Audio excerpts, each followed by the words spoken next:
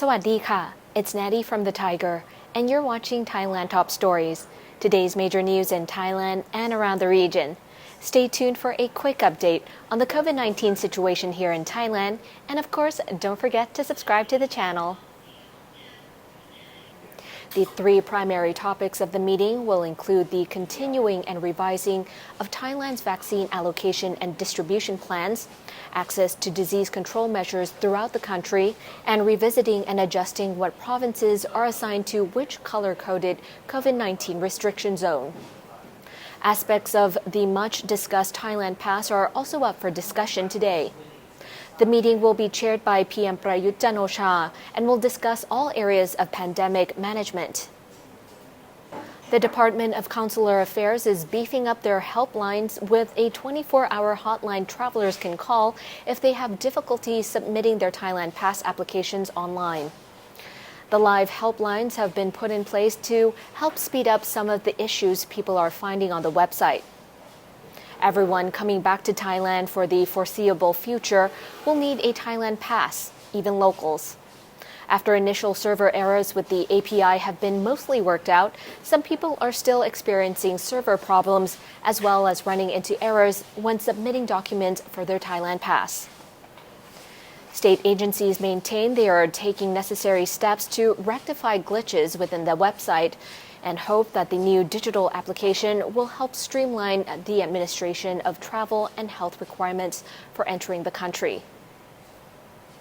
In Phuket, police are investigating a brutal stabbing crime in Rawai, south of the island, which resulted 18-year-old Thai man being killed. In a plot twist, the manhunt for the 19-year-old man accused of stabbing the victim has turned himself in to the Wichit police station. The teen also surrendered a folding pocket knife he said was used in the stabbing after a disagreement that led to a fatal altercation. Police had been issued a warrant for his arrest, but he had surrendered before they were able to pick him up. High tides in the Gulf of Thailand are causing flooding in the lower central and upper southern provinces. An increase in sea level of around 30 centimeters have been detected in Prachuap Khiri Khan, Phetchaburi, and Chumphon, while coastal provinces in the central region also saw a rise of about 10 centimeters along their coastal areas. The Office of National Water Resources forecasts that rising levels will continue until later this week, before peaking again at the end of the month.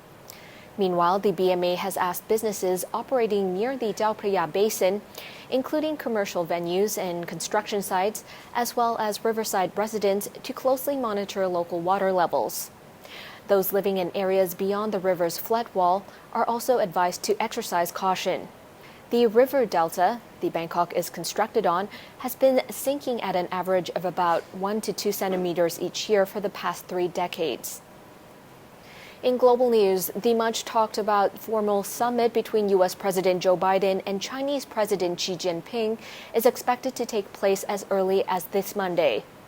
The talks are said to be over trade, human rights, and military activities, according to White House sources.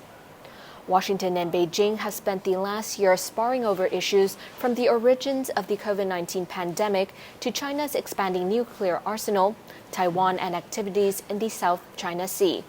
Both sides have pointed out that despite the issues, they want to avoid further conflict or a deepening Cold War between the two superpowers.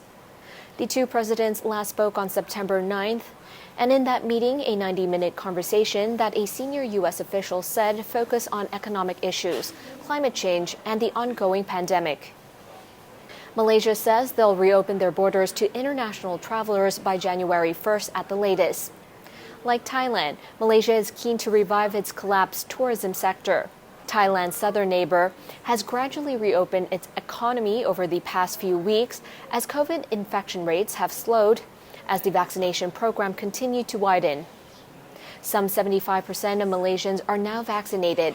Meanwhile, Malaysia and Singapore continue to ease international travel restrictions, but both sides say infection control measures, like COVID tests, will have to remain in place. They say entry will still be based on the COVID situation in originating countries and other factors. A vaccinated travel lane with Singapore will open at the end of this month. allowing quarantine-free travel for vaccinated travelers. A similar travel corridor is being sorted out with Indonesia. No dates announced as yet. Japan has detected its first outbreak of bird flu for the 2021 winter season.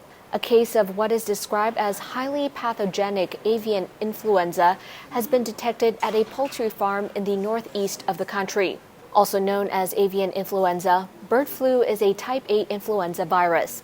It is lethal to poultry and potentially fatal in humans. Reuters reported that 143,000 egg-laying chickens are being exterminated at a farm in the Akita prefecture. Restriction zones up to 10 kilometers from the site have also been established. Japan has temporarily suspended exports of chicken meat and eggs from all regions following the outbreak. And now for a quick update on the COVID-19 situation here in Thailand. The CCSA has reported 7,305 new cases of COVID-19 with 51 new deaths. According to the latest report, 7,900 have been released from care in the past 24 hours. And that wraps up the COVID-19 update. For more news on Thailand, go to thetiger.com or check out our evening show, Thailand News Today. I'll see you back on Monday. สวัสดีค่ะ